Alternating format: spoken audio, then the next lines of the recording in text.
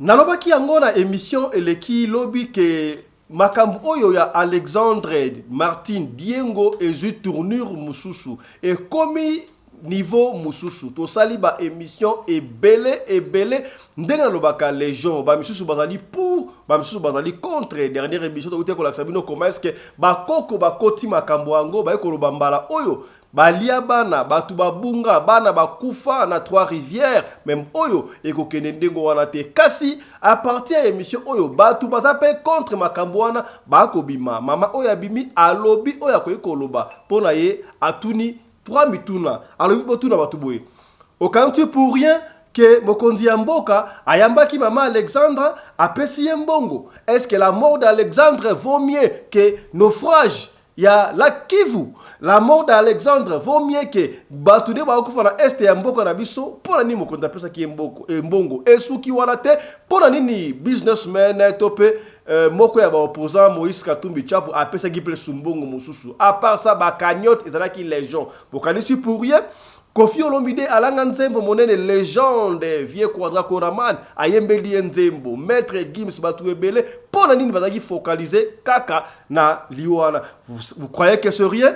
Et puis alobi makambu ebele les gens oyo tokoyoka yango awa ngai pepe singa mutu ko swa yo ko suso mutu te yango tokozongela pe awa makambu ya Alexandre Diengo Martin. Voilà. Ba mama oyo balingaka kolata soutien, oui c'est vrai qu'il faut kolata soutien pour na kozala très bien ko protéger nzoto ya moi si malamu kasi est-ce que boyebi makambu oyo zo le kanakati ya soutien ya vidéo watinde biso c'est vrai papa fisto vidéo oyo peut-être yo tala yango mais ba musu batala yango te tala makambu oyo ezala kana ba soutien mususu oyo to sombaka. Est-ce qu'il faudra soki to sombi soutien to kataka yango to tala na kati zenda nini et pe singa mutu ko so yango pe to kozongela yango kaka na émission ya lelo. Qualifier ma soutien.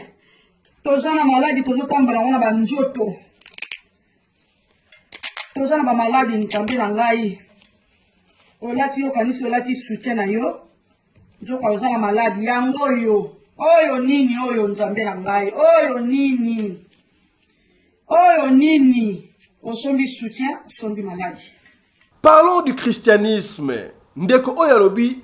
Savez-vous que le christianisme ne tient à rien? Oh, oui, le christianisme ne tient à rien. Pourquoi ça ne tient à rien? Suivez ceci. Le christianisme ne tient sur rien. Aucun fondement. Si ce n'est le syncrétisme. Je prends un exemple assez simple.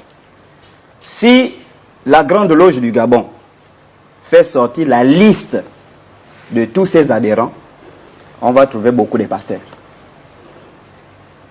Si la Rose-Croix du Gabon fait sortir la liste de tous ses adhérents, on va trouver beaucoup de pasteurs, beaucoup de prophètes. Si la Kabbale fait sortir la liste de tous ses adhérents en Israël, on va trouver beaucoup de pasteurs qui sont kabbalistes, qui partent prendre le sel, les eaux, tout ça, les présidents des fédérations de chrétiens, les présidents des grandes églises, tous, beaucoup sont dedans. Kaka na christianisme, savez-vous que le pasteur le plus riche du monde, du monde ou d'Afrique se trouve en Afrique? Pour la nini christianisme to mosale ya nzambe côté ya ezali commerce te ezali business te mais pasteur a comme riche na église ndenge nini ndeko papa oyo a expliqué. Les pasteurs les plus riches se trouvent en Afrique. Vous avez un pasteur aujourd'hui au Nigeria dont l'église fait 100 000 personnes, 100 000. Il fait 3 cultes chaque dimanche. Donc, 100 000 personnes, si chacun donne 1000 francs seulement, ça fait combien? Ça lui fait 100 millions par culte. Multiplié par 3 cultes, ça fait 300 millions. Totika la kaka na makambu ya ba église toyebi ke ba yena ngoti na réseaux sociaux ba prédicateur ya réseaux sociaux prédicateur oyo akwei na faux pour tellement ba ma oyo ba liambongo na marque ba liae na niveau touti nati akwei na poule ya pasteur oyo ndimela ngai pasteur oyo soki azongi en ligne na yebite kozala ndenge nini tokola zongo na peka na émission ya lilo na komi tunaka soki tous les Africains généralement particulièrement les Congolais doivent être les kimbangistes. Est-ce que nous devons tous être les kimbangistes ou nous devons tous suivre le kimbangisme? Il y a une différence entre les kimbangistes et le kimbangisme, n'est-ce pas? Yango tokoso yango awa na émission ya lilo. Ça part par la Bible, ça na Rome, voilà. akita na aéroport anjili akende nkamba akolinga te kipampe kufa ndeko mamona bayebi bango nyonso bayebi na baprésident bamboka oyo na oyo aleki na oyo akoti pourquoi bakendeki kozwa conseil parce que c'est lui le conseiller pour Bible lobi que car un enfant nous est né la domination reposera sur son épaule domination c'est pas na ye yebi combien de nganga bakenda nkamba na minito banganga msuba ketika baboro kuna bayebisa yebi no ndo tsakango po ndo deposa wango kuna ngala za na debi soki ya mbanza ngungu wana misusu na kanisi ya kizonga ngala baboro bodo de radio bapongia pere papa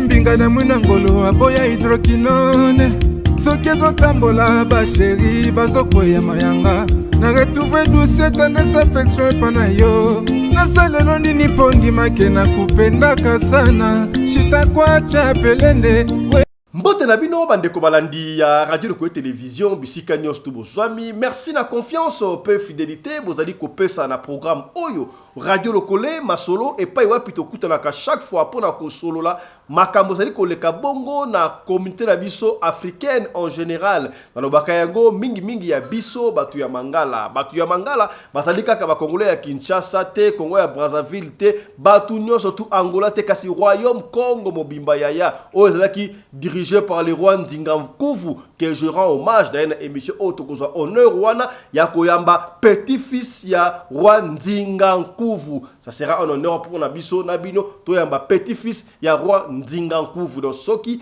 royaume Congo ezalaki nanu nde auto kosola na lelo awa yepetengo sola na roi Ndinga Nkuvu ya tokosola yango awa.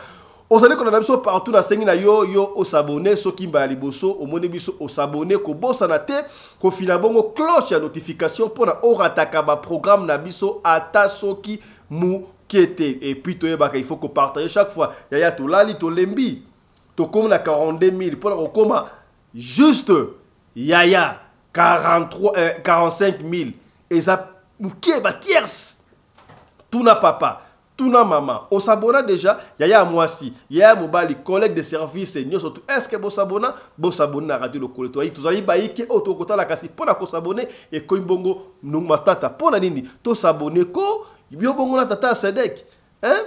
Bine bongo na tata Pelende ya solo wana, to sabone ko, so to sabone et ko pesa biso la joie de continuer de fouiller des informations pona ko ya ko la gisarabino. Awa. C'est vrai que l'émission Oyezali Kosunga Batou est belle. Et ça y est le seul programme, la seule émission Oyo. Papa, maman, na famille, mobimba fandi ba ekotala okoka insanité mo côté na suka na ngope osimbi quelque chose. Osimbi quelque chose souvent chaque jour. Voilà. Yaya to kende mbala moko na vidéo oyo batindeli biso papa fiso tala vidéo oyo oui c'est vrai vidéo oyo batu batala yango moi kala meto zongisi yango c'est comme si batu ba koyoka te toyebi yango moto po ayo kambala moko zalaka difficile. C'est vrai, moi si il faut ala ta soutien pour epesa nzoto kolongono epesa nzoto forme ya bien ko la ta soutien kasi est-ce que manière to façon to biloko oyo batiaka na soutien wana oyebi.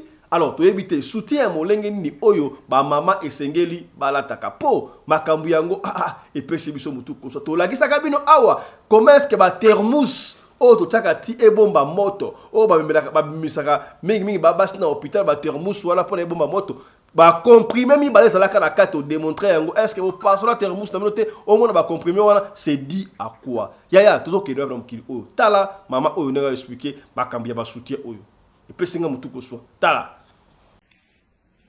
yo somi soutien na yo olati oyebi teke na kati ya soutien eza na makambo minene ngai na remarkai ke soutien na ngai na bimo natalaka na ba video na ba WhatsApp ndenge bazotinda ba image na bi bon ngo pe na vérifier ba soutien na ngai chaque soutien na koma soki ndenge na la tafona vérifier na finango nayeba soki eza na éponge to eza na liquide wana. Du coup naye kovérifie na mona na soutien na ngai oyo na trouvé ke eza na liquide wana. Na fini na senti pena ke eza na liquide ngabe. Bon. Tika na meka kokata natala soki eza liquide yango oyo totalaka na ba vidéo. Bande na kati soutien na ngai na kati. Tala liquide yango. Na lati kutu na baga mpo nazobanga. Na éviter liquide soki eza acide ni na kati toyebi te. Na lati baga na lobi bon. Il faut na signaler na monde entier na bandeko basi oyo bazolanda ngai. Bino pe bokende kovérifier ba soutien na bino. Boyeba eloko nini eza na ba soutien na bino. Yango na lobi na kokata mona misu ya bato nyonso bamona biloko eza na kati ya ba soutien oyo tozolanda. Bon. Amoyo nazokata soutien. Nazokata soutien. Bandeko kokamwa.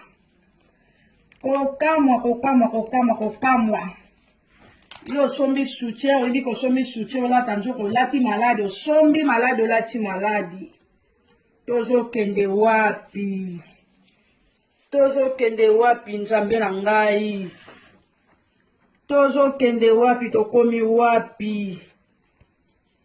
Koboma oyo baye koboma biso, botala bino moko. Botala makambo yali awa. Botala. Olati soutien yo kanisi olati soutien. Nzoka ozana maladi na yo ozokende kotelengana nango sans le savoir. Ozana maladi ozokende kotambola nango bandeko. Oyo nini? Oyo nini nzambe na ngai likambo nini? Tosali nini na mokili oyo? Tosali nini nkolo? Nzambe sunga biso. Sunga biso nzambe na ngai. Mbongo na yo moko esombili yo maladi. Oyo nyonso kola ka soutien koma kitoko. To soutien etelemisa ba mabele oyo ekweya. Toyebi te. Eza pasi pe mawa. Donc yango na ekosala video oyo mpona kosauve bandeko. Mpona kosauve bandeko oyo bandeko nyonso ya basi. Bo vérifier ba soutien. Bon vérifier ba soutien na bino, bon vérifier ba soutien. Bon vérifier ba soutien. Tozana maladi tozotambola wana ba nzoto. Tozana ba maladi ntambe na ngai. Olati yo kanisi olati soutien na yo. Nzoka ozana maladi yango yo. Oyo nini oyo nzambe na ngai. Oyo nini. Oyo nini. Osombi soutien, osombi maladi. Yango nasali video oyo mpona koalerte na basi nyonso bandeko ya mibali oyo nyonso kotala video oyo asignale ndeko na ye ya mwasi to asignale na mwasi na ye baverifie basoutien nyonso bazolata basoutien nyonso oyo tozolata fo koverifie soki oremarke kaka soutien eza na liquide oyo en tout cas fo koluka solution liquide yango na kati eza lokola huile lokola gel akataki oyo atour ya liboso ya soutien oyo boyebi bana poto lokola bazalaka mayele mwana akoti na internet ake kotala liquide wana balobi oh yesu zwa yango bien zwa liquide ndenge ezokita ozomona ndenge ekita botala liquide oyo yango oyo liquide oyo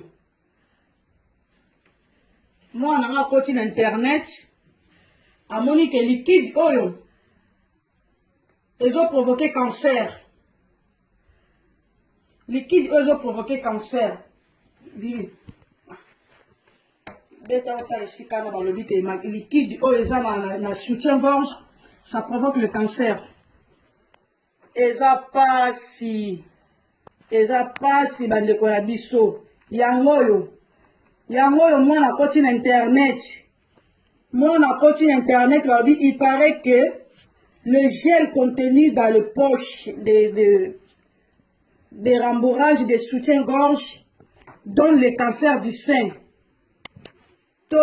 Nalobaki yango na ebandela depuis la émission à lobby que le christianisme ne tient à rien. Oh, Papa Fiston, yonde mutolobi le christianisme ne tient à rien, ça ne sert à rien pour les noirs africains. Ngam na lobby yango te christianali analyse yandeko oyo. Pourquoi le christianisme ne tient à rien? Je ne parle pas de Jésus-Christ. Est-ce que le christianisme est où à Jésus-Christ? Mais le christianisme ne sert à rien. Ndeko a expliqué brièvement. Est-ce que vous avez que technologie oyo mindele ba nango lelo awa bazoki yango na royaume Congo parabiso landa ndeko? Le christianisme ne tient sur rien. Aucun fondement. Si ce n'est le syncrétisme. Je prends un exemple assez simple. Si la Grande Loge du Gabon fait sortir la liste de tous ses adhérents, on va trouver beaucoup de pasteurs. Si la Rose-Croix du Gabon fait sortir la liste de tous ses adhérents, on va trouver beaucoup de pasteurs, beaucoup de prophètes. Si la Kabbale fait sortir la liste de tous ses adhérents en Israël, on va trouver beaucoup de pasteurs qui sont kabbalistes, qui partent prendre le sel, les eaux, tout ça, les présidents des fédérations des chrétiens, les présidents des grandes églises, tous, beaucoup sont dedans. Si les animistes gabonais, togolais, béninois, camerounais font sortir la liste des gens qui viennent les consulter pour avoir le pouvoir pour remplir les églises, on aura beaucoup de pasteurs. Ce qui montre que ce qu'on a aujourd'hui, christianisme, ça ne tient absolument sur rien. Mais l'animisme tient sur un noyau dur et des ceintures protectrices. Maintenant, pourquoi je dis que le christianisme ne tient sur rien? Petit retour historique pour balayer rapidement ce que le vieux a eu à dire. Et puis papa, vraiment, il faut déjà prendre la retraite. Hein? Bon, ça, c'est vraiment pour des raisons de santé, pour des raisons parce que la pression de tout ça, il faut déjà essayer de te reposer pour que Jésus ne te prenne pas peut-être sur le plateau. On va dire on l'a tué, on a envoyé un fusil nocturne. On a envoyé le fusil nocturne. Pour revenir, je fais un petit balayage historique pour balayer rapidement ce qu'il disait. Que Dieu, c'était le Dieu des Juifs. Et c'est un discours qui est très grave à l'Église. Je parle en tant qu'ancien chrétien. On nous dit, Dieu est venu chez les Juifs. C'est quand les Juifs Dieu s'est rendu compte qu'il a été rejeté par les Juifs. Il s'est tourné désormais vers les Africains. Bon, maintenant, pendant ce temps-là, ces Africains-là, ils étaient où? Quand ces Africains-là mouraient, ils partaient où? Moi, je vous dis, et c'est un discours que je tiens toujours, le christianisme, quand l'Europe s'est christianisée au IIIe siècle, 395, lorsque l'Empire romain se disloque en deux, l'Empire byzantin et l'Empire romain d'Occident se divisent, la fin de l'Empire romain, 476, de 476 jusqu'en 1492, date à laquelle les Européens débarquent en Amérique, il y a pratiquement 1000 ans. Et ces 1000 ans-là sont caractérisés par la christianisation de l'Europe. Et cette christianisation de l'Europe a entraîné un déclin complet de l'Europe sur tous les plans. D'ailleurs, à l'école, on nous a enseigné que c'était des âges sombres pour l'Europe. Le Moyen-Âge. Le Moyen-Âge. Sur le plan politique, c'était catastrophique. Sur le plan économique, catastrophique. Sur le plan social, spirituel, religieux, c'était catastrophique. Il n'y a que deux institutions qui s'enrichissaient. Il y avait l'Église et il y avait les rois. Et d'ailleurs, l'Église et les rois, et d'ailleurs, c'est même l'Église qui dirigeait parce que... Qui adoubait les rois? Qui adoubait les rois. On prend l'exemple, quand vous prenez par exemple Ferdinand II et Isabelle de Castille, on dit les rois catholiques, mais qui avaient décidé qu'ils s'appellent rois catholiques. C'est le pape qui a décidé que vous appelez roi catholique. Est-ce que vous voyez? Quand vous regardez cette période-là en Europe, l'Europe est dans le chaos total. Mais parallèlement, regardez la prospérité de l'Afrique à cette époque. Les grands royaumes qui existent. Est-ce que vous voyez un peu? Avec le Mansa Moussa qui est l'homme le plus riche de l'histoire de l'humanité. Tout à fait. Vous prenez à partir de 1000, on a le royaume du Mali qui est un royaume prospère, bien organisé avec des religions, des structures. Pendant que l'Europe est en déclin. Les universités, pendant que l'Europe est en déclin. Tout le reste. Vous prenez, par exemple, vous avez le royaume du Tékour, le Sénégal actuel. Vous avez des grandes civilisations telles que les Soninké, les Soso, les Mandingues, les Aoussa, tout ça. Vous prenez en Afrique centrale. On a un grand royaume, le royaume du Congo. Bien. On a le royaume du Monomotapa. D'ailleurs, le royaume du Congo était structuré. Parce que lorsque les Portugais décident de commencer les grands voyages maritimes, ils font les grands voyages maritimes. Pourquoi? Parce qu'ils se rendent compte que l'Europe est complètement catastrophique. Et ils reçoivent des nouvelles qu'il existe d'autres mondes. Ils viennent, ils commencent à remonter les côtes de l'Afrique. D'ailleurs, nos côtes gabonaises en 1472, qui débarquent ici, qui sont dans le royaume du Congo, ils trouvent toute une organisation économique et religieuse.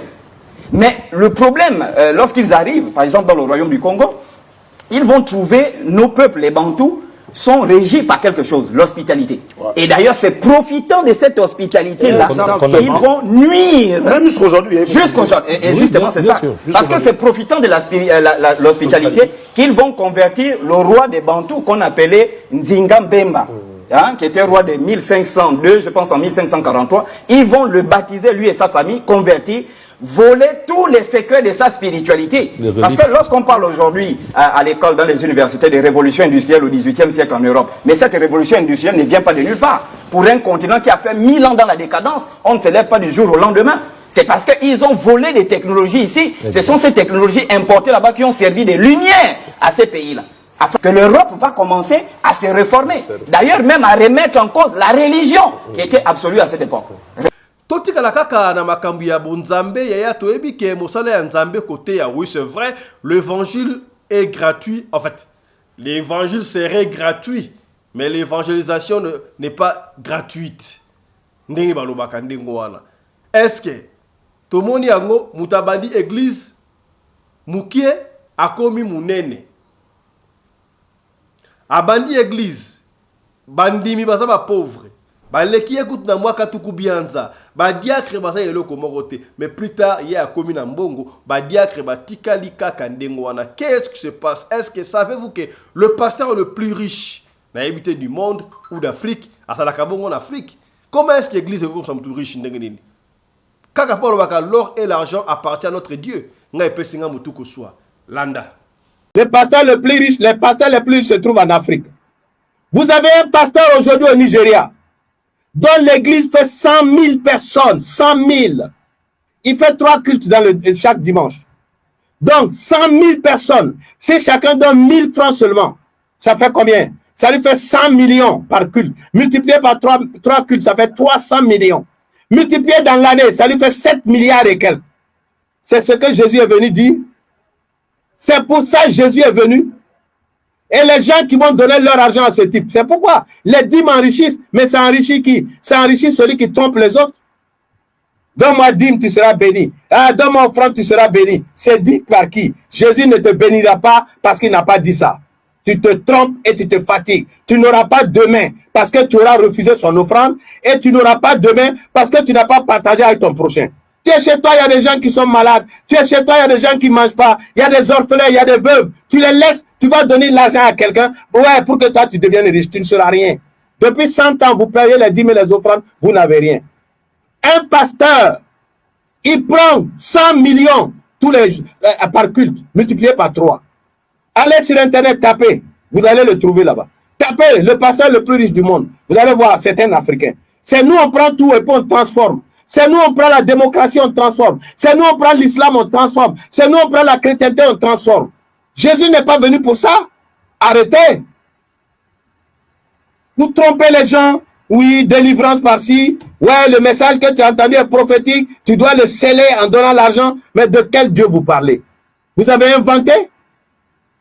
Donc, je vous dis, jeunes, travailleurs, sortez de ces églises. Parce que c'est votre demain que vous n'aurez pas. C'est écrit, je n'invente pas. C'est votre demain que vous n'aurez pas. Et vous n'aurez pas les richesses qu'ils vous promettent. C'est eux qui deviennent riches. Kaka na christianisme oyo tokei makambu ya kote yaka oui ba pasteur mususu baza ba spécialiste na réseaux sociaux oui c'est vrai réseaux sociaux zali moyen ya communication ya ko prêcher pe évangile ya mokonzi na biso Jésus Christ kasi ba ya ba blessé de guerre bazali trop na makambu ya nzambe oyo ba tout ebele ba pasteur ebele na ba yango chaque fois parmi les faux il y a du vrai.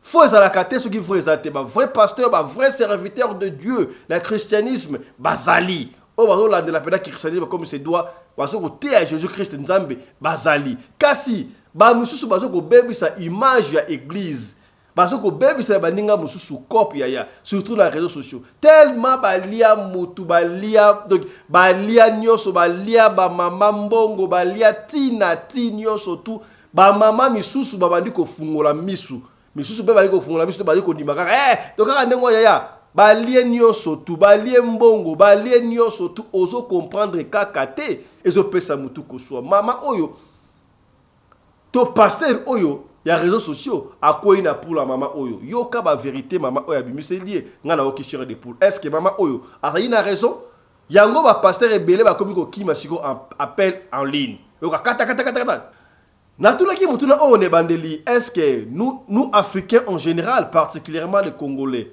nous devons tous être les kimbangistes de l'église kimbanguiste ou nous devons tous suivre le kimbangisme? Est-ce que y a-t-il une différence entre les kimbangistes et le kimbangisme? Parce que tu pronaka vuluzi kimbangu guide ya batu moindo kasi tu bosani pete que vuluzi kimbangu abanayi koteya makambu ya Yesu Kristu. Alors, bamisu balobaka vuluzi kimbangu azali nzambe. Oh, est-ce que azali nzambe? Soko azali nzambe, abanda yiko teya makambu ya Yesu Kristu ndenge nini? On peut dire vuluzi kimbangu azali prophète lokola Simoni Petelo, Saint Pierre, Saint Paul, nous sommes tous azali kaka prophète, mais comme ça na niveau ya nzambe ndenge nini? Est-ce que oui, c'est vrai, Simon Kimbangu a sala ba miracle, il y a la repère sur révélation mo ba balinga klobele yangote. Tant balobaka les prisonniers, en fait, les prisonniers mutu a sala le plus grand nombre ya jours ou d'années na prison. Na évité soki na Afrique na mort balobaka nini? Nelson Mandela, 27 ans de prison. Nelson Mandela Madiba. Kasi, est-ce que yo yebaka ke Vuluzi Kimbangu a sala bongo 30 ans de prison? Na Vuluzi Kimbangu, na Nelson Mandela, tokoki ko prone nani? Tala nengo akumisaka Nelson Mandela en Afrique. Est-ce que bakumisaka Kimbangu ndengo wana or makambu Kimbangu asala eleki kutu oyo Nelson Mandela asala? Yango la linga komituna. Est-ce que tolobaka Vuluzi Kimbangu ye azali nani?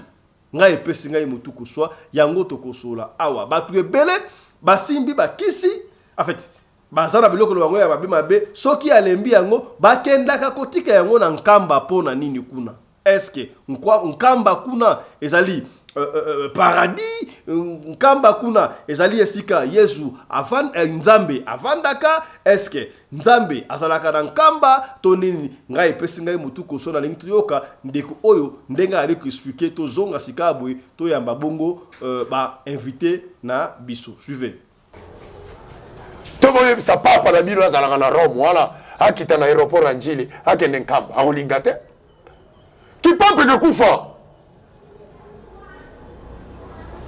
ndeko mamona bayebi bamundi oso bayebi na ba président ba mboko oyo na oya leki na oya koti pourquoi bakende kozwa conseil? Parce que c'est lui le conseiller pour Bible lobi que car un enfant nous est né, la domination reposera sur son épaule. Domination c'est pas na ye yebi combien de nganga bakenda nkamba na minito banganga msuba ketika baboro kuna ba imsa yebi no no tsaka ngopo no deposa ngo kuna ngala zalana debi soki ya mbanzangu ngora misusu na kanisi ya kizonga ngala baboro bozo de radio bapongia pere papa baba nganga la bino o kenena nkambo to ko kutela banganga na bagoni na ye o papa na lembi biloko yo o yo ba yebi soki yo zwango pourquoi yo ko tikila mutaba to pourquoi?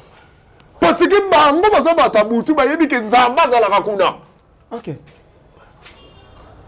Bayebi yo basi bawera bawaze kwa bakina osani na nkambo ba dragon na bango bazwaki wana bazomona moto ezopela kaka tala dragon zo yaka mutako ya ba dragon nani foto luka mutu batuni bayaya po batuni akata ah mutu boro wala vraiment fâché ozomona te orchestre éliminé bani te boro wana ma bono tika mpana yemo kolo mokilaza pourquoi bakendaka kuna bomba mabe bana tata Simon Kimbangu polele ba mazise wala tu soki ba oyo banani oyo babwaka kama mazise na bango wala soki nani tokene nanu kuna te ndeko mamona tango ekoki 2021 papa Simon Kimbangu alobi to ba oyo bazana biloko wana comme bozoye bageyaza ne kuna bozoko notika ngote papa loba ete ozala posé vision na eza mosusu vision papa eza mosusu ale tala demo ndenge asalaka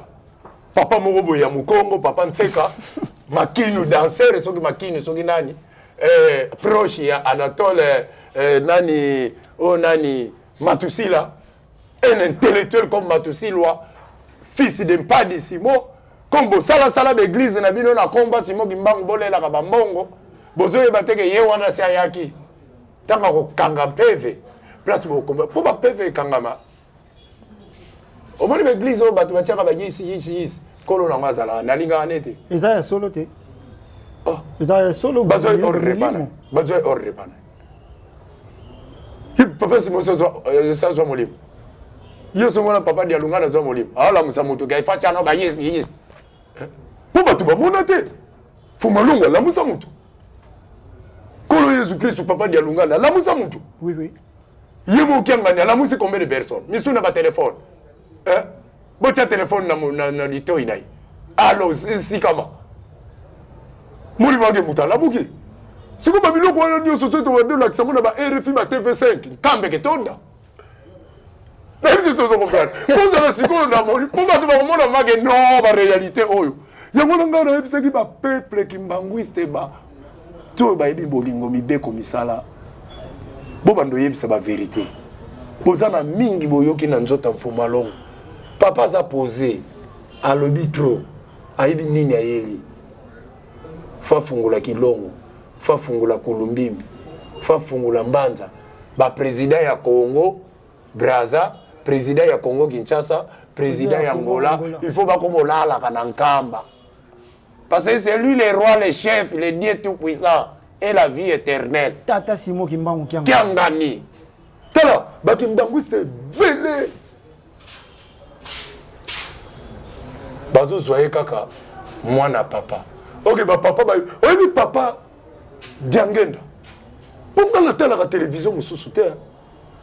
Kene nda kuna soki na zoya si ba chanjaki. Papa diangenda. Azo pesa papa eskaka mbote. Oyebi maloba lobaki. Ba image wana bozala ona Kimbangwisi. Ezali oui. Po message wana yoka jonga lobaki nini?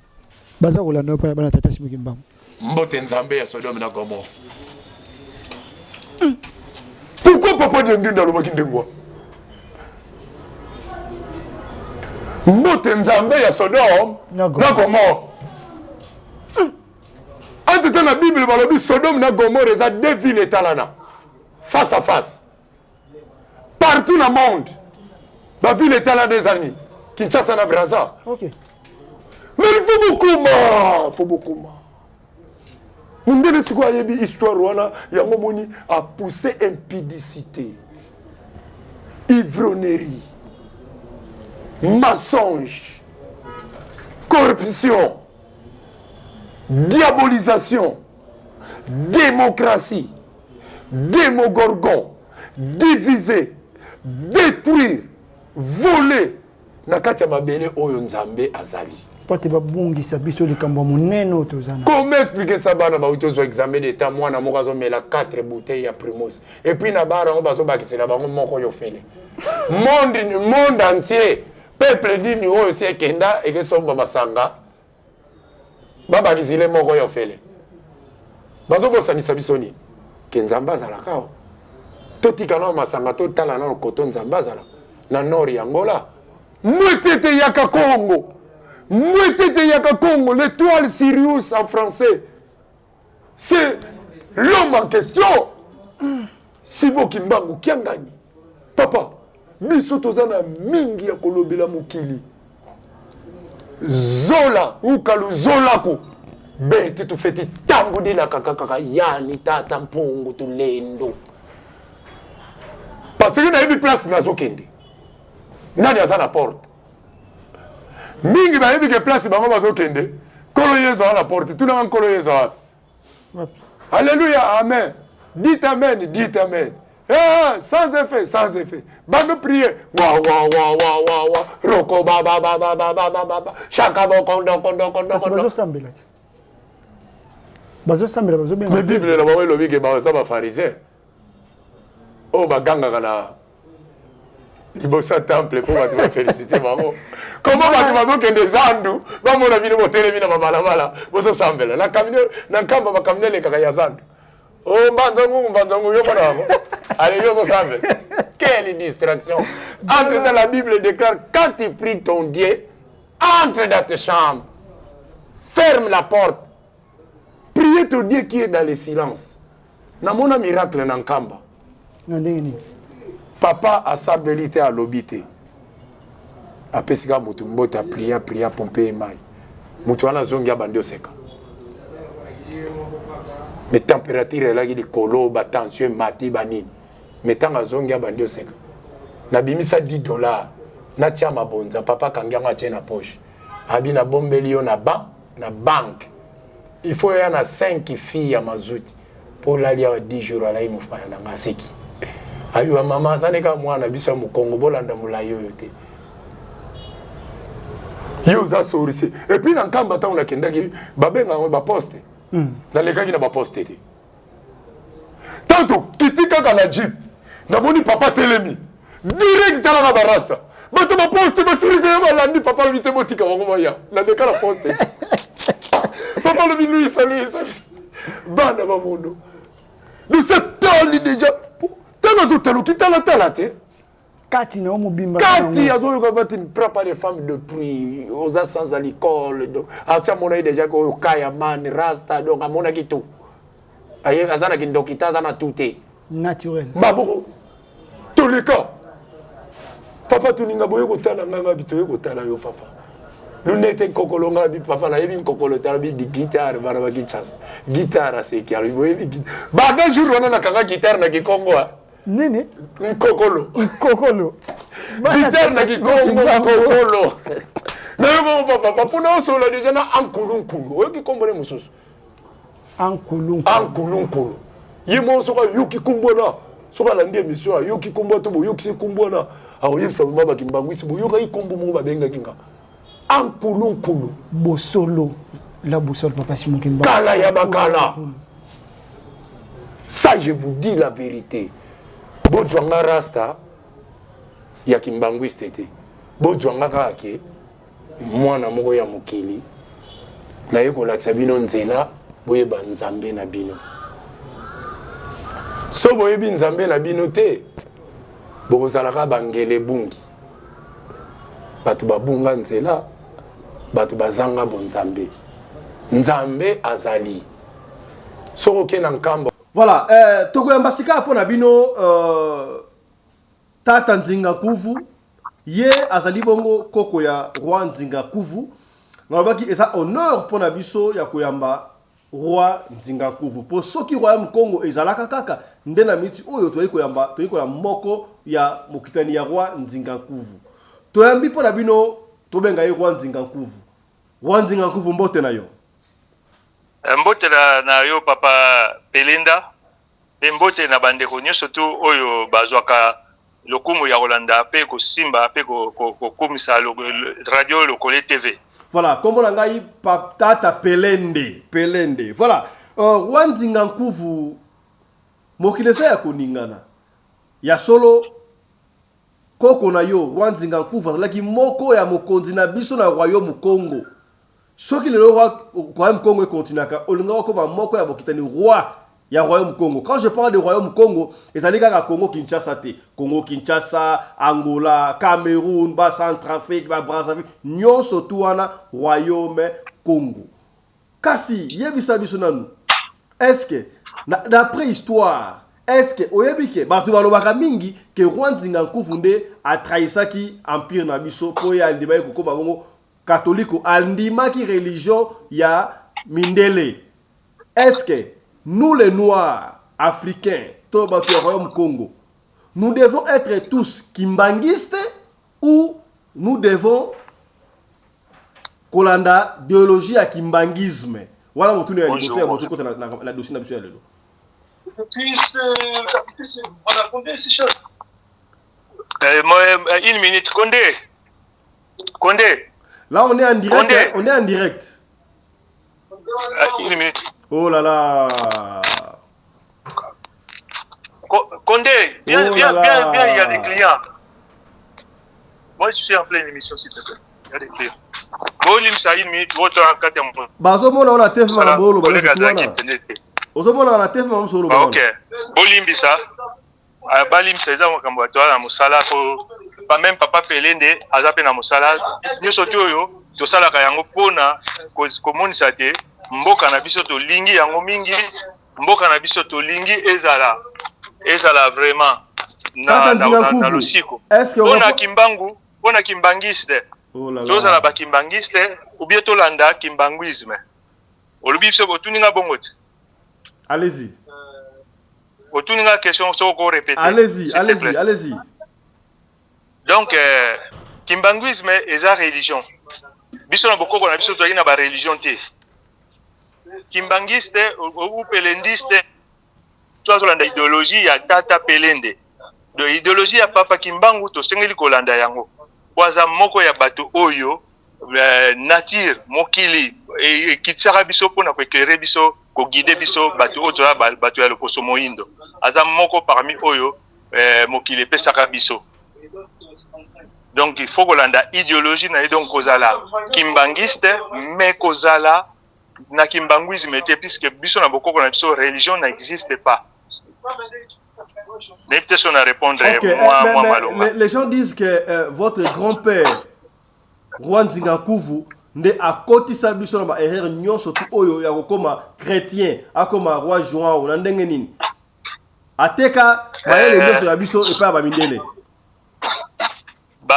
bato baloba bongo eza lokola azaki na école primaire ya histoire ya Congo. So uzali na histoire ya Congo omona ke Rwandinga Kuvu azaki na bana mibali. So koti kuna na kati oya oyeba mwana nini o alingaki Congo e yamba christianisme na mwana nini o alingaki yango te okene okuta peke babomanaki na suka. Donc likambo wana tango bamindele bayaki pamba te, bayaki na minduki, bayaki na ba puissance ya koboma ya kosakana te. Donc avant bakota pe Congo elukaki se défendaki na ndenge na oni surtout ekokaki, mais soki mandoki oya bango ezalaki makasi koleka ya biso. Donc bosengi kaka ko abandonner et puis ba oyo balingaki te c'est neti nani mama ki bavita oyebi ke batumba ye siko donc andimaki ye moko yango batumbaki ye po ye moko mindimaki nalingaki to sala émission sur le roi ya royaume Congo un jour eza bena émission spéciale po ezali kwamba osakana nango te ya ozango likolo bo ete en dehors de ça tant papa oyo yambaki ya nasi ya Belgique abimisa likambo ya mutu ya qui to que no mona ka l'état bonjour to no mona ka l'état na biso ndenge makambo Alexander Kwei mais awa na poto tozana ba association ebele sala makabana ya ngiringiri ba ressortissant ya Bandal ba ressortissant ya Selemba ya Kisantu ya nini eza déjà masanga oyo ezaka so mundu ozana likambo to kana ba avocat. Alors biso ko tinda biso na ambassade ya Congo ça n'existe pas pour Congo existera sous te. Mais ba association na biso oya ya biso na biso batoto uta na Congo pe ezali na ba o ba uta na ba commune ba o batanga kana awa na poto pe ezali. Donc na kosenga nde bandeko ba s'associaka na bandeko o baza na ba association ya bongo. Ate marchaka na difficulté mais zala toujours na association ezala bien. Mais makambi Alexandre déjà ba association est comme déjà physique. Pour d'une manière physique et juridique, déjà le gouvernement canadien a déclaré que moi a s'est suicidé, donc il n'y a plus rien à faire. Et puis, est-ce qu'il faudra l'association pour engager un investigateur privé, surtout, et surtout ce corps et que déjà Congo et comme un retard, n'est-ce pas? Ben, il en est la kaka, puisque ma campus la nokite, ce que bandi il faut voir résultat. Résultat na nebimite makambo ya koreko ke nango mais ba dossier se koti na procès verbal il faut que ndeti na suka mais loko ngana zo senga mingi loko la radio lokole ezola musabatu mingi ezoke informer batu mingi to informer batu pona makambo zo lekana Congo po Congo ebonga makambo ya Alexandra to lobela ngotro makambo ya bande bakufi na Lac Kivu to lobela ngote makambo ya 207 bemeli na batu utaki sufisant so na bana mike na kati to lobela ngote Alexandra akendaka kotanga to boyite mais azalaki tiktokez ba photo ne mususu ezali ezaki pe malonga te ba vidéo na mususu et en plus azalaki na communauté congolaise te ndenge ba information uta na Canada siko to ozula ye audience ya mulai bandeko bazokufa kuna ba policier bazoboma batu ba kuluna bazoboma batu na ofele kobuka na bandaku ba koteli bandeko na biso mo basi baki na veiller ba violer bango bandeko bazo déclarer toujours le bilan. Voilà, ça va mais on a radio le collègue peut cette information. On sait voir maintenant que vous dites que la mort d'Alexandre ne vaut pas mieux que naufrage il y a la Kivu. La mort d'Alexandre ne vaut pas mieux que bandeko ba côté li bango peut-être 207 on va couvrir 207 expliquez-moi ça moko 207 salama gindenge nini bandeko ba violer bango ça la ki wapi salama ndenge nini. Ben oyo ya 207 mvule bete na kisasa mvule bete na kisasa bazo tambola po bazo ngabandako chauffeur imprudence ma yemiango bakuba edindisi bango bakene bakeso bakene kufa na fleuve to yibite pa bakene osuka me bakufa na niveau nini et ça va na niveau nini donc oyo bandeko ba violer bango na monga fula na ba commune ya monga fula kuna na ba zone ya ebandisika kuna bakotila bango na kati ya ndako ya Nzambe na kati ya dini na kati ya 6 euros oui na kati ya prière na maokende ki veiller babomi bango donc je m'excuse pour notre ba client ta besoin bon, c'est comme ça on vous revient prochainement après voilà. Pour la précision voilà merci voilà. Beaucoup OK. Et voilà, ça c'était les rois, moi na roi Nzingankuvu, à Pessibiso quelques informations autres là.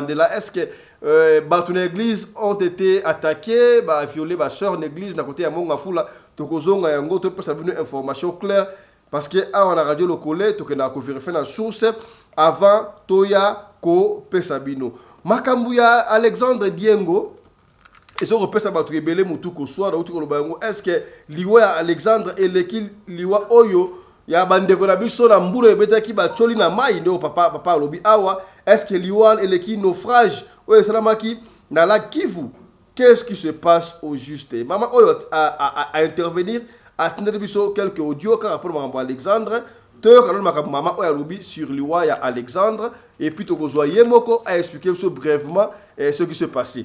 Tout la bisona bino ensemble, maman Oyo Azali Koloba. C'est très profond, hein?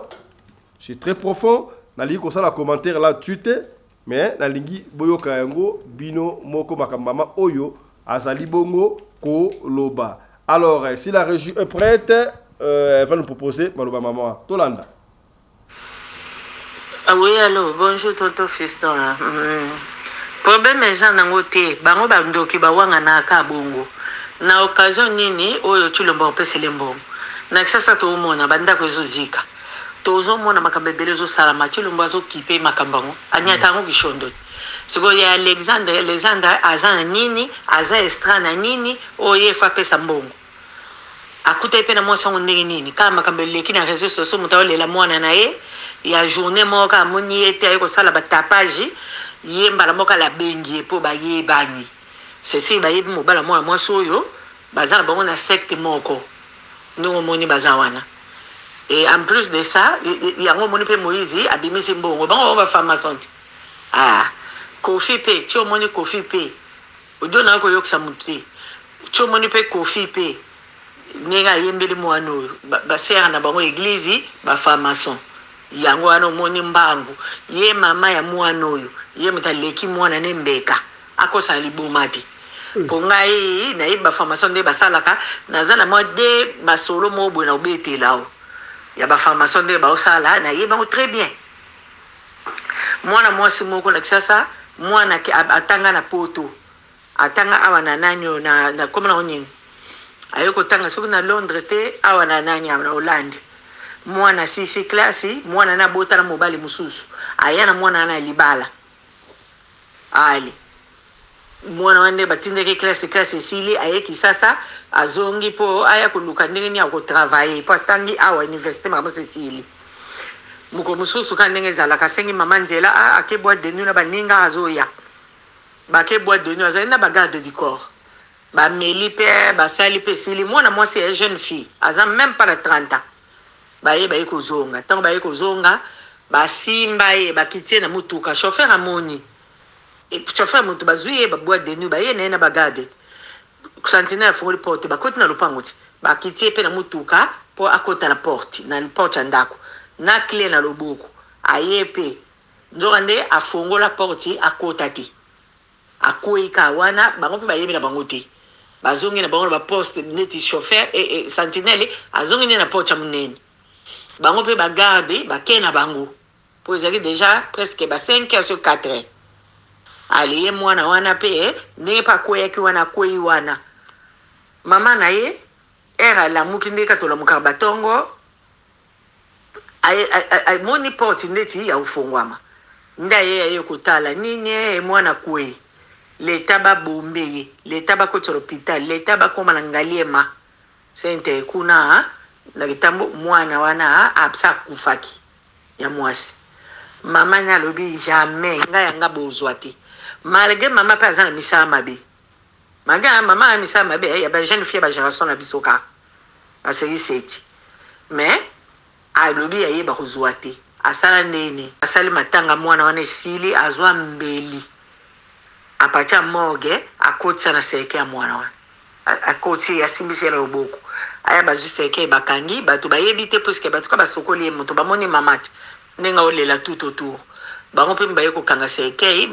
bage bamoni balobi eloko te batali ya makambo na bango te tali bango te bakangi seke baye basali matanga mwana wana bake kokunda tango bakundi ka mwana wana lobi nango na tongo nando bapanzi matanga te bazanga na se baolela mobali aye mabe asa sentir danger nzokonde mobali na ye pa mwa makoti libala ye mtasakrifie mwana aye mabe pe autorité azaki moto mapinga comprendre ka soda ayanduki donc aye mabe abandi kofinga mwasi na miso abatu abandi osagite mwasi comprendre maman ok ça ne va pas tokabwani boya bandi kobengala mwasi pa boko kende bato pe baintervenir atika kaka moto akufeli mwana basikaka boye te soko kosilika nio ndire bale mwana wana famille mama kosilika mwana balukuta bongo ali bato bakalme sili tata wana ndenga bima na lopango wana jour wana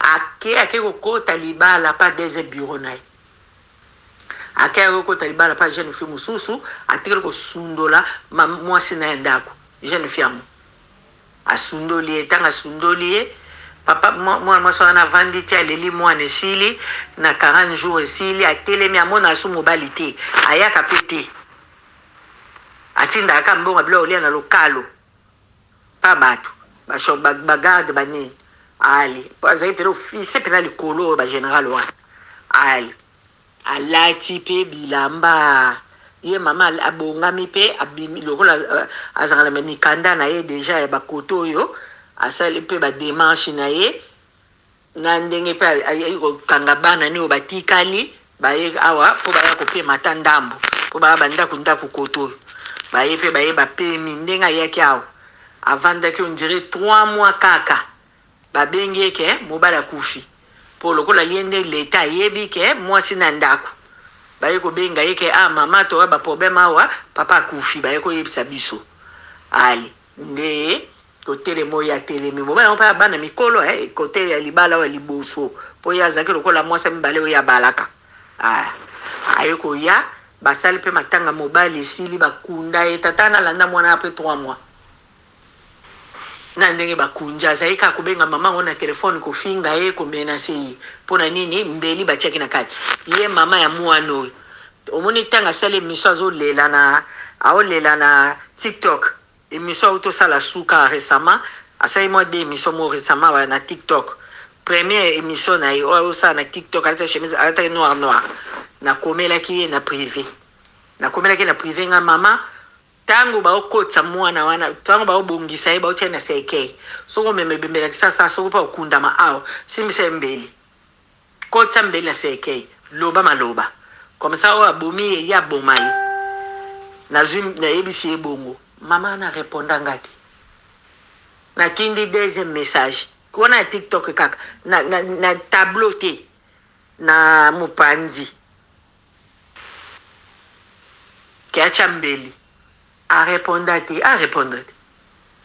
ye mutakufili mwana acha mbeli poto ndima ye atie mbeli alaki oyo nyonso abomi yo Alexandre boma ye mbeli yango oyo kende kobunda bitumba esili pouvoir ya la langue te esenga nganga te ye moka mama mwana saki achie totala soki mwana wana soki akoboma nani.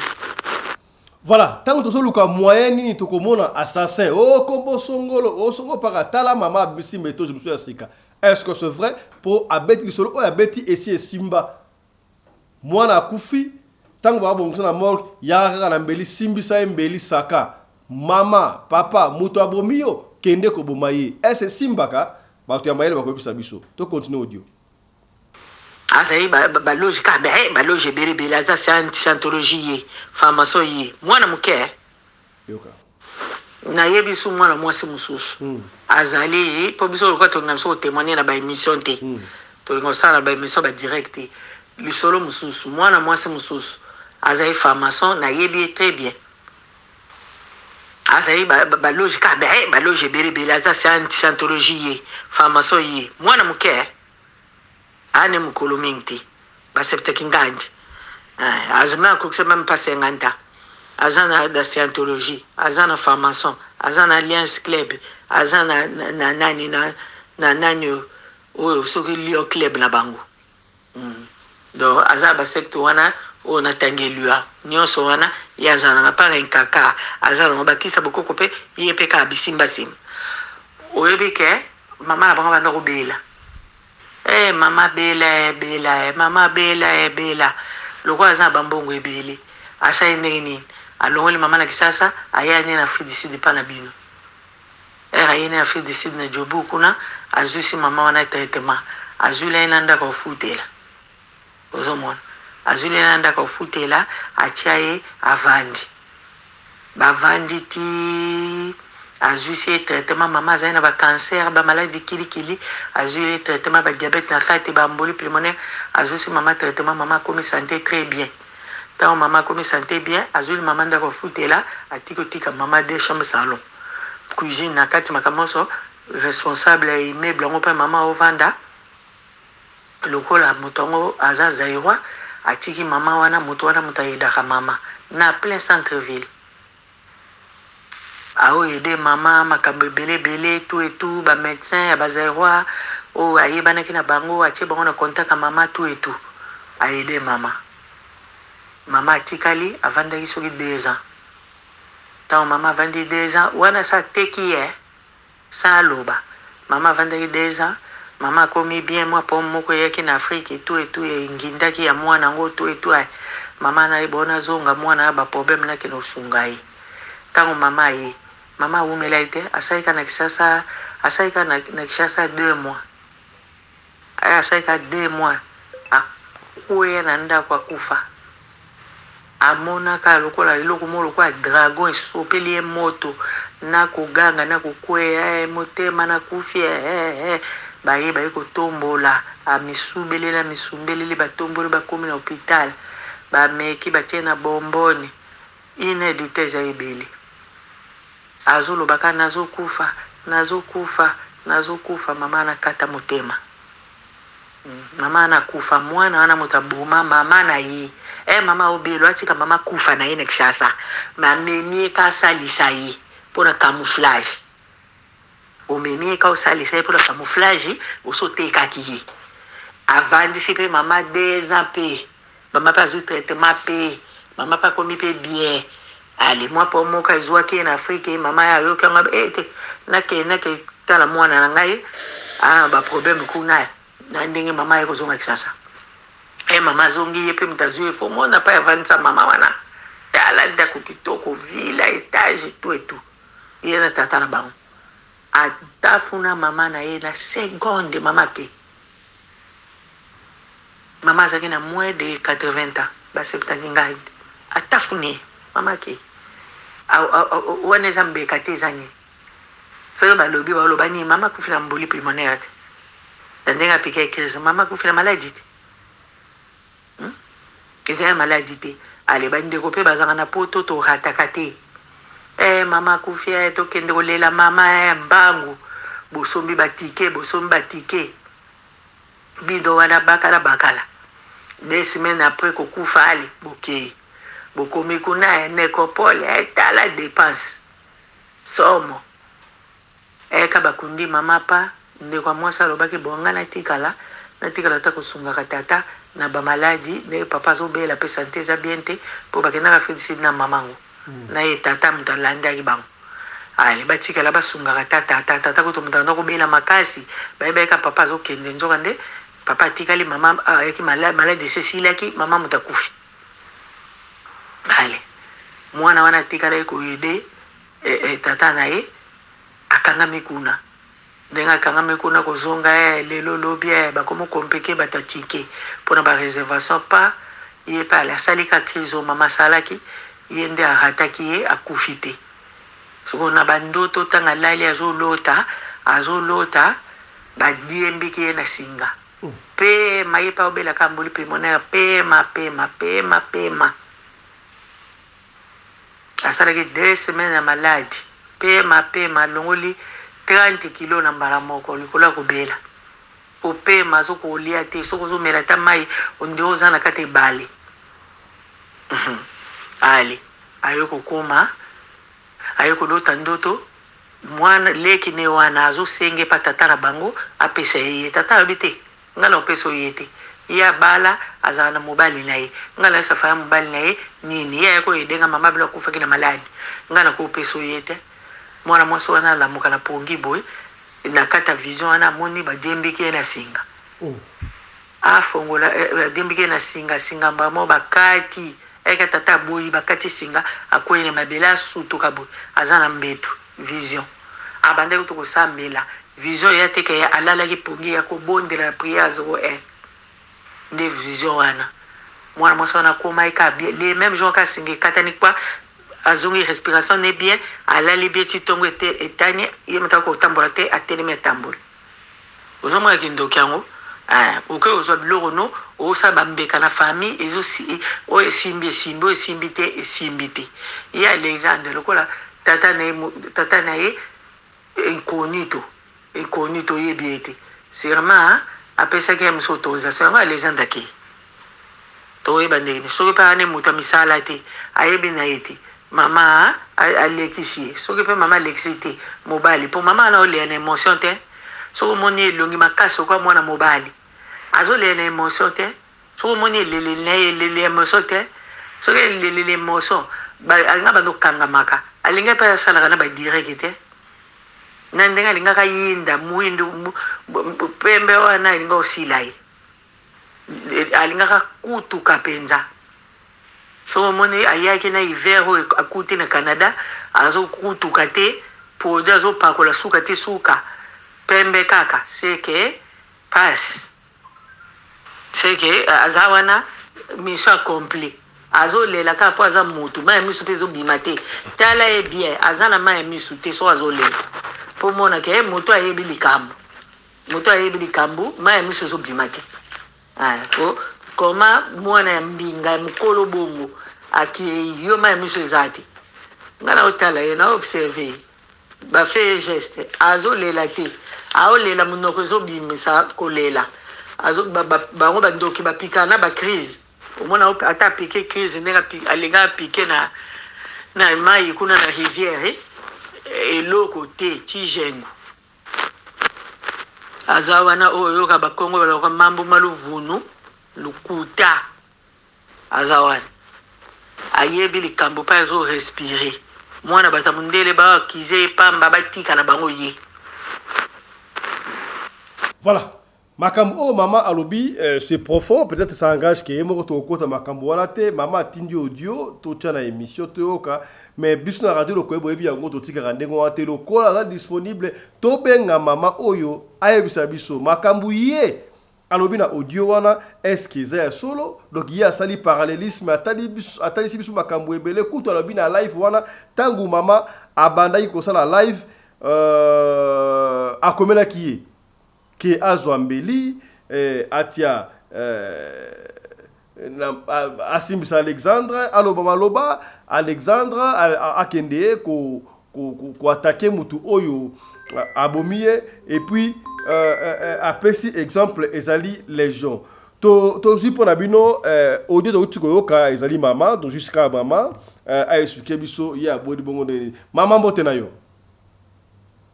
mbote papa mama toyoki audio na yo awa ndenge oexplike biso donc yo oza parmi bato oyo ozokondima te ke mwana oyo ya mundele oyo bazokokosela makambo wana aza na makambo na sur liwa ya Alexandre Diengo Martin opesi biso révélation olingi otalisa biso nini mama bon ndenge nga namoneli likambo ngo ndenge ezaleleli na émotion mama azwaki po biso mpe toya poto tovandi ya ba 27 ans nano babenganga te na baparent bazwi ngai te bazala frustre non ezalaka bazwi ngai te bakobenga nsima eza ndenge wana tobima bima toza ebele na bapoto mosko yo obengi mwana obi ye te mbala moko panike obandi kolela oyo kosalela biso nani film wana réseaux sociaux maya miso pezo ko bima te okomi rouge tozo mono na TV barikamaso kiliki soko eloko yo esali pe pasi na ona monya ngoke eza clarté mukonza mbuka uenzezike na matete akenda kiti moto akenda ke mama tuluka ableki pe simate babengi pe mama na bape ba mbongo te moto akipa mama tuluka babomi bato na Goma perodo ya zaina voyage atanga zongi eska leki kuna a comité boso mama bato ayiko sala émission amona yete boyebani te mbala moko bobenge mbamba na mwasi no boko kovanda bozina mbogo bebe bopesi po ba voyager bango bayebani wa complice et saleli na omonika solidarité wana na esaleli na bango na aide katumba pesi ezo la ke sabato bazana loge moko ba pharmacie ba secte dogi ba pire ba yebani ye mama Alexandre na mobali ne basali mbeka na bango Alexandre yango wana fo ba aider bango po ba kesa na matanga bongo te akeipe kuna ngana oluka mai ya miso mama wana banda batoko luka ngo takazo kanga mino akosa na liboma biso ba metisi biso ba tupembe soko meika kolela ta ini minute komi ataka to mai miso ngo makaka il faut koma rouge o swana na mbali na ndako komi rouge azo koma rouge te pona azo changer ta couleur te soko na malilo ya wuto komona na Canada pembe zo tika leka ka banda za la intact azo changer ta donc dès que pour la produit qui aye matanga lika munene koeleli e mama mususu akufelika mwana na mobali bakabwani kututu vie katani akukata kovo donc inconsolable soko yesiko susi neza côté ni na baudio o autinda biso ya moto akosola penza ata moi 30 minutes nandinga ozo ba courage osala biso ba direct kwa eza normalité asali mbeka na ye mwana wana Alexandre azalaki na iloko te ye kutu mama mutao yede soko ya kota ki secte po a bénéficier ni ya Alexandre po babiloko na soko koti yango kaka il faut ba pe aide financement soko ye sikoyo Alexandre kota ki ngazuli ngone azana mutuka ta iloko te o mona ke mama na ikiri e komita na bango ya mbeka ne oyo yango wana baleki bapesi mais makambo zolo ba wale za très grave mama est-ce que on a su que makambo ba eza très grave on a su que mutasaka na mwana moko wana kundinga asala makambo zolo ba wana papa yango ekipaka so ke ko s'engager so ba sengi yo moto azate ti na famille olukati so ka zati so ka zala ki aboti te mbela luki na famille lokwa na famille azana moto opesa te yango ana pesi waza pembeni po yepe mutapona te mutapona grand maître pourtant yo sa déré il faut pesa liste ya famille tout le monde ba témoignage wa pesi liste tango pesi liste ya bakombo ya batuno oyo uzana bona libota grand maître mutapona ke toliki ngandi o te ngaye mwa ete ye kaka po faut pesa na makila. Mais déjà biso ba osala ba rituel côté ya Nzambe côté spirituel ba kunda route ba mbongo na mabele ya Canada côté ba rituel ba osala mabutu wana ba otanga na ba kombo vous croyez que tout ça c'est pour rien? Papa batunde bali ko pusa makanisi musika te eloko efundi bango mbongo edo bapie bango gouvernement omoneka nde babengisa bango biso kangama na confinement na gisasa la 2020 mukonza mboka sala yenye apesa biso tike tozo asa bayede biso toza gisasa bayede biso te manfu etali bino soko bolela wapi soko bomela wapi na nde tozo avion na nde tozongi bapoto kipa biso te karakutu na calculer eta biso kuna ke bato bakangama na confinement ata mutu te bosiko yesiko nde mbao pie edina ndeni a collègue ko papato yebani collègue nanga zui matanga ndeka tokeno saka ba cotisation yepe lokola kufili so mobile na za chef kuna emsa za cadre na loge yango babengi bango yango bapesi mbongo po emonani noir c'est blanc yo poza mutu ya ba koto wana makambo zo ba oyo makambo zo bimisa oyo ozapo mutono bakapamba nganga na loge te na yebi nde fonctionnalité nango omoni ndenge bango ba fonctionnaka yango moni bimbeli na yebi nde ba fonctionnaka puisque tovai na Congo tamulai Moïse to yebi lelo banda za gouverneur asasa na kisasa ya pesa ba pardon apesa rebele pona yekuti na bakota na bango mazembe apesa rebele na kota mazembe bato komela mbashi bakufi na bakside zo sala makenda kuna to so mona ona video o ka bala moko babeti mbela pa alengi na gouvernement ba ka ba mbale na chilombo ba social Alexandre bo ba musu batika liponi ba pesiti donc na bato ba gouvernement ba nzembo ba yembi ba nzembo eza mabe no monika via coach ngomba mo irevese surtout yeko tumutabila baby la musinga suna pongi makasi mais yega amta invité ba yike ba collègue kufilili faut ba compatir mais ebele ba yembi ka yemote ba yike ba yembi pe te o pena to yo ke o ming na réseaux sociaux via beta guida yango wane est-ce que via kota te na live wana tomo yo lobi na live pe obana yo koma ozoki chance ya komela mama Roseline yemoko asala makamba sala wana ifalaka sala neti nini aboyi koyoka omone tango mama sali émission ala teke noir bon na komele ka courage après na yeko kota na site na TikTok na fenêtre kuna nde na komele ngai mama mukolo bokunda l'exemple ala bokunda awa ala bokunda na kisasa simbi sembeli na seke na loboko ava bakanga awa na zengi la Canada asimbi sembeli alobi le maloba o ezati na bokoko na biso ke moto abomi yo olanda ye yo po bomai asimbi sembeli comme ça soit asimbi sembeli to mozebeli to mona to yo comme to na sangwa et andengwa est-ce que atanga ki yango okomakiwa bon na yebite soka tali parce que yemta sala émission tango sala émission otanga ba réponse ba tuti surtout ya kana privé toujours et bimaka na tête awa ya portable na likolo et bima na likolo na mopanjo a charge te mena mopanjo mususu et bima wana tango e bimotala na za na message siko ba message wana atanga mukolongo achambeli soka za mwasa tembe soko ma pharmacie na kosile makambo achambeli comme ça il bana vérité. Voilà, to comme na suka mama na nyosto lobi na conclusion za nini to comme na suka conclusion obi nini conclusion ezali ndengo wana mama salimbeka na ye ekoki biso matanga na biso esili ngakuto mukolo aka esili aki banda na zui conclusion ngo la ça comprendre que mama a s'appelle Alexandre a s'appelle donc basenge mbeka shwati malga mwana likinda mwana liboso pe asuka na ye mais OK gameta sengi il faut bato sa gameta.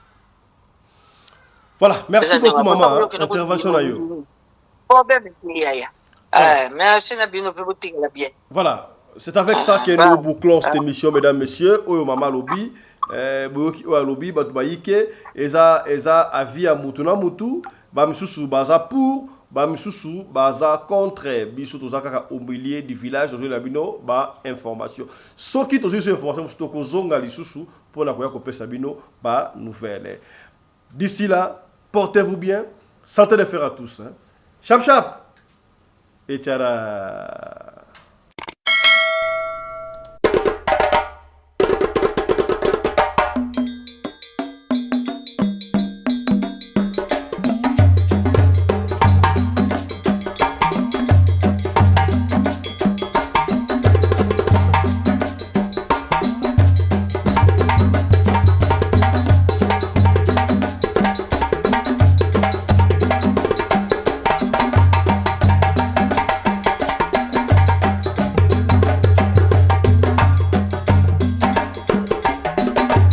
mobali mbinga na mwina ngolo aboya hydroquinone soki ezotambola basheri bazokwea mayanga na retrouve douce tendresse affection epa na yo nasalelo nini mpo ndimake na kupendaka sana shitakwacha pelende